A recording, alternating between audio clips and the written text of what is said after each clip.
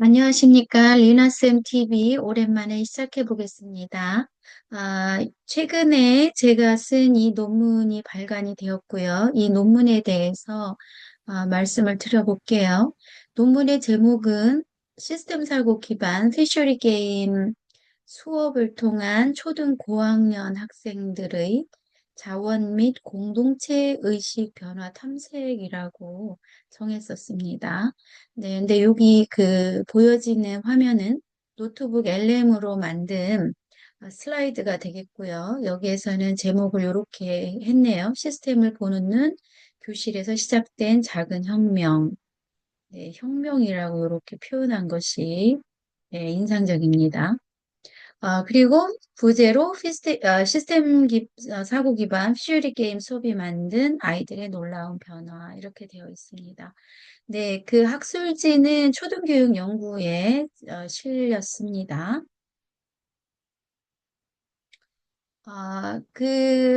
논문에 보면은 제가 이제 이 논문에 이 연구를 한 이제 목적 필요성을 서술을 했는데요. 이렇게 썼습니다. 오늘날 우리가 마주한 기후 위기, 자원 고갈과 같은 문제들은 복잡하게 얽힌 시스템 문제이죠. 그런데 교육 현장에서는 여전히 지식이 분절적으로 전달되는 경우가 많습니다. 음, 그래서 이러한 현실과 교육 사이의 간극은 미래 세대에게 필요한 핵심 역량을 기르는데 한계를 만듭니다.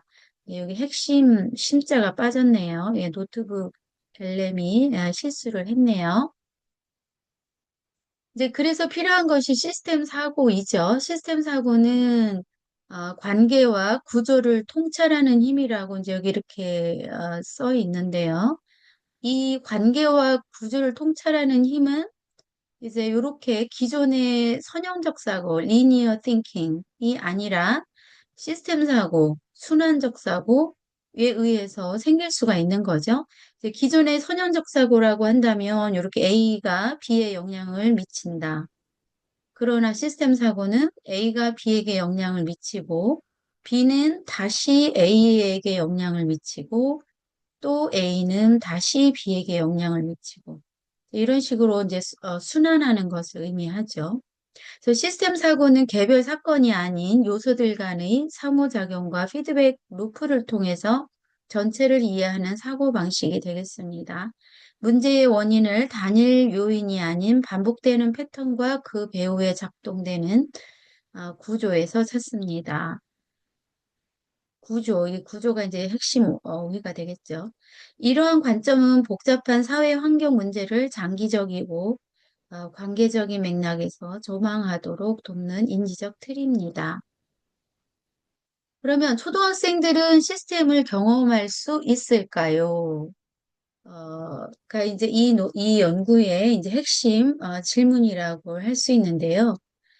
여기 연구 질문 한번 보시면 어떻게 하면 학생들이 공유 자원의 고갈과 보존 문제를 구조적으로 이해하도록 도울 수 있을까? 그리고 교실 안에서 공동체의 내의 갈등, 협력, 책임을 생생하게 경험하게 할 방법은 없을까? 그래서 이제 실험 설계를 어떻게 했냐면요. 공유지의 비극을 주제로 한 시뮬레이션 게임을 했습니다.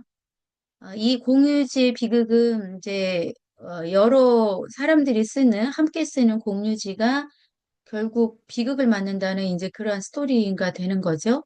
시뮬레이션 게임이고 이제 이 일명 피셔리 게임이라고 하는 이 게임을 교실에 이제 수업으로 하게 됩니다. 여기 그림에 어선이 있죠. 그래서 물고기 잡는 그런 게임이라고 할 수가 있습니다. 그래서 교실에 만들어진 작은 바다 피셔리 게임. 그래서 총 1, 2, 3, 4, 5, 6. 그래서 6개의 모둠으로 했습니다. 6개의 모둠은 각각 다른 상황의 국가를 의미합니다. 그래서 여기서는 뭐 미국, 중국, 또 노르웨이, 개발도상국 베트남, 또 투발루 작은 나라, 아, 또 뒤에 더 나옵니다. 예, 그런 식으로 이제 6개의 국가를 의미합니다. 네, 유럽연합도 있습니다. 자원은 공유된 어장 속 한정된 물고기가 되겠고요. 처음에 25에서 50마리로 출발을 합니다. 규칙은 매 라운드 매년 0에서 8마리 물고기를 잡을 수 있고요. 남은 물고기는 두 배로 이제 해가 바뀌면 번식을 하게 됩니다. 그런데 무작정 많이 늘어나진 않고요. 최대 이제 맥시멈 50마리까지만 늘어날 수가 있습니다. 목표는 두 가지인데요. 국가마다 자기네 나라의 이익을, 어획량을 극대화하는 것이고, 두 번째는 해양 자원의 지속 가능한 관리가 되겠습니다. 그래서 이 두 가지 목표를 달성하는 것이 사실 꽤 어렵죠. 최대한 많이 잡으면서도 해양 자원이 지속 가능해야 된다는 거죠. 네, 딜레마 상황이라고 할 수 있습니다. 핵심 갈등은 개인 국가 간의 이익 추구와 공동체 바다의 지속 가능성이 이제 두 가지가 충돌하는 거죠. 실제 현실을 반영한 그러한 시뮬레이션 게임이라고 할 수 있습니다. 그래서 학생들이 이제 게임을 시작을 하는데요. 첫 번째 항에 예고된 고갈이라고 되어 있죠. 그래서 이 세로축은 물고기 이제 개체수를 의미하죠. 여기 보면 물고기 개체수. 그리고 가로축은 시간 라운드입니다. 그러니까 시간이 지날수록 이제 물고기 개체수가 이렇게 처음에는 많이 있다가 이런 식으로 이제 급격하게 줄어드는 모습을 보고 있죠. 그래서 이제 멸종에 이르게 되는 것이죠. 학생들은 각자 국가의 이익을 극대화하기 위해서 경쟁적으로 물고기를 잡기 시작합니다. 협력이나 장기적인 계획 없이 단기적 이익에만 집중한 결과 어장의 물고기는 순식간에 고갈되어서 멸종에 이르게 됩니다. 이것은 단순한 게임의 패배가 아니라 공유 자원이 어떻게 붕괴되는지를 직접 체험한 순간이었습니다. 아이들이 뭐라고 하냐면요. 다른 나라가 많이 잡으니까 우리도 최대한 많이 잡아야 한다고 생각했어요. 그런데 갑자기 물고기가 사라져서 너무 놀랐어요. 이런 말을 인터뷰에서 했습니다. 그래서 두 번째, 멸종되고 나서 아이들이, 다시 해요. 다시 하면은 요번에는 지속 가능하게 잘 할 수 있을 것 같아요. 그러거든요. 그래서 이제 두 번째 항해를 하게 됩니다. 협력의 딜레마라고 여기 써 있는데요. 그래서 학생들 각 국가에서 이제 국제회의를 하죠. 여기에서 학생들이 뭐 규칙을 정합시다. 우리 두 마리씩만 잡아요. 지속 가능성을 위해. 또 하지만 우리 국가는 이익이 더 필요한데요. 뭐 투발루 같은 나라 물고기 안 잡으면은 살 수가 없겠죠. 다른 나라를 믿을 수 있을까? 안 잡는다고 두 마리만 잡는다고 하지만 정말 두 마리만 잡을까? 몰래 한 마리 더 잡을까? 이제 이런 식의 국제회의의 모습을 이제 상징적으로 나타냈습니다. 첫 실패를 경험한 학생들은 자발적으로 국제회의를 열어 규칙을 정하고 협력을 약속했습니다. 하지만 막상 게임이 다시 시작되자 자국의 이익과 타국에 대한 불신 때문에 약속은 쉽게 깨졌습니다. 결국 어장은 또다시 고갈되었고 학생들은 좋은 의도나 단순한 약속만으로는 시스템을 바꿀 수 없다는 사실을 깨닫게 되었습니다. 그래서 핵심 교훈은 시스템의 구조가 변하지 않으면 개인의 선한 의지만으로는 같은 결과를 반복할 뿐이다. 라는 것을 깨닫게 됩니다. 변화의 시작. 누구의 탓에서 이제 무엇 때문으로라는 것을 이제 깨닫기 시작하면서 이제 변화가 시작되죠. 그래서 초기 반응은 이제 너 때문이야, 뭐 어느 나라 때문이야, 미국 때문이야, 뭐 이런 얘기를 아이들이 해요. 그런데 성찰 후 아이들은 이제 우리의 규칙이 문제였어. 이런 이야기를 하죠. 즉 이제 사고가 이제 전환이 되는 것이죠. 그래서 처음에는 서로 비난하죠. 너희 나라가 너무 욕심 부렸잖아. 뭐 배신했잖아. 약속을 어긴 건 너희였어. 그런데 게임에서 이제 다 망하고 나서 아이들은 문제의 원인을 다른 곳에서 찾기 시작하죠. 서로를 믿을 수 없는 규칙이 문제였어. 애초에 약속을 모두가 지킬 수 있도록 만들어야 했어. 이러한 말들을 하게 됩니다. 그래서 첫 번째 발견은 자원은 양이 아니라 흐름이라는 것을 이제 깨닫게 됩니다. 그래서 분석 결과 학생들은 처음에는 물고기를 단순히 잡을 수 있는 양, 스탁으로만 인식을 하죠. 하지만 게임을 반복하면서 물고기는 고정된 양이 아니라 잡는 속도, 즉 아웃플로우죠.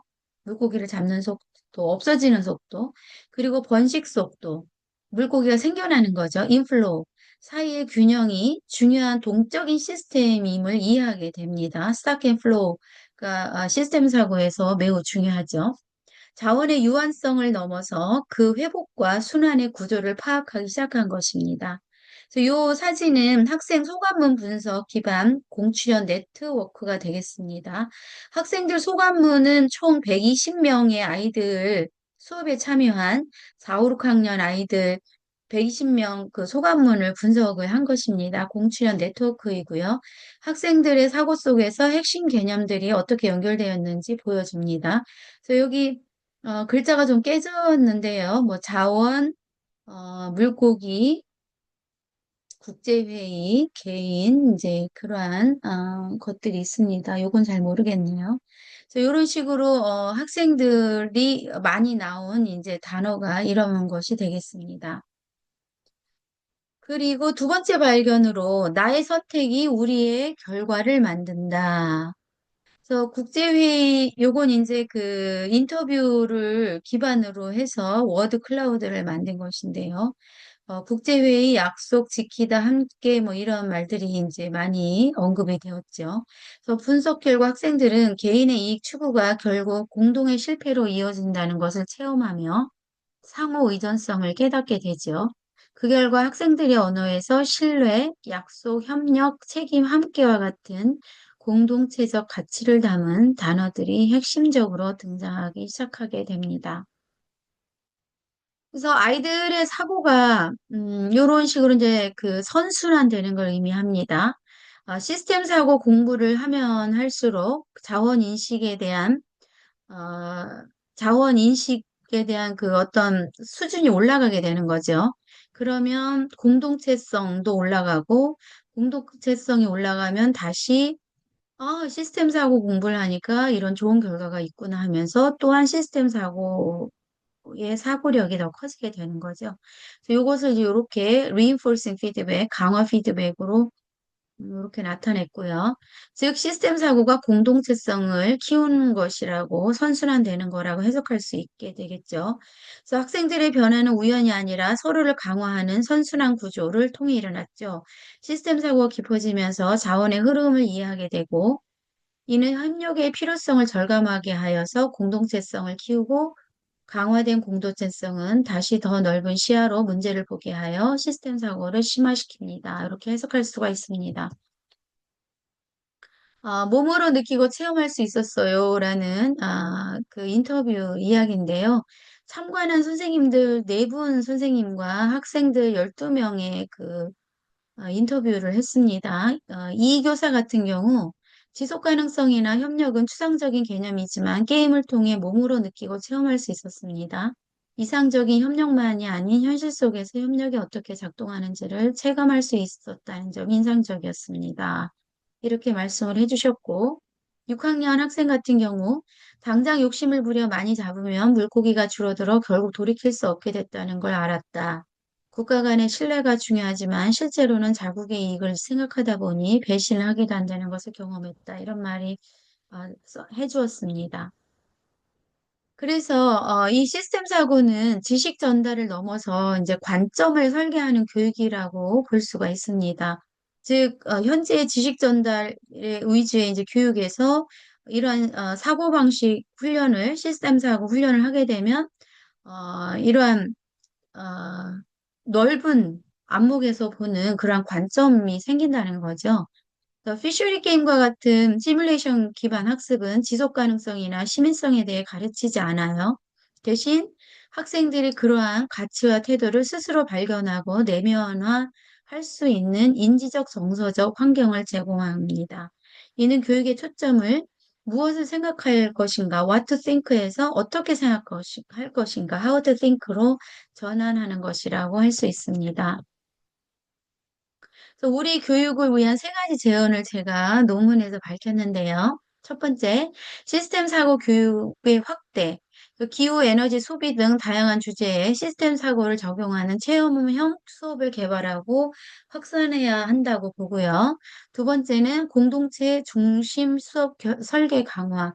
학생들이 협상, 합의, 집단 의사결정을 직접 경험하는 수업을 통해서 민주시민 교육과 환경 교육을 통합적으로 실천해야 합니다. 그리고 세 번째, 교사 전문성 지원 체계 구축. 교사들이 이러한 혁신적인 수업을 설계하고 실행할 수 있도록 충분한 연수 기회, 시간, 교구를 지원해야 한다라고 제가 제안을 했습니다. 네. 세상을 바꾸는 질문은 교실에서 시작됩니다. 이 연구 제목은 다시 말씀드리지만 시스템 사고 기반 피셔리 게임 수업을 통한 초등 고학년 학생들의 자원 및 공동체 인식 변화 탐색이고요. 저는 이 게임을 제가 개발한 것은 아니고 본래 미국의 MIT 대학에서 피쉬뱅크스로 본래 개발이 되었고 그것을 존 스타면 교수님이 이제 교육용으로 보급을 많이 시켰고요. 이거는 직접적으로 우리나라의 정창권 박사님과 국립생물 제가 잊어버렸네요. 아무튼 어떤 기관과 같이 협업해서 개발한 우리나라 학생들한테 더 좀 흥미롭게 다가갈 수 있도록 개발한 것에 기반하여 저도 이 수업을 하고 이제 논문을 썼습니다. 네, 시청해 주셔서 감사합니다. 이상 마치겠습니다.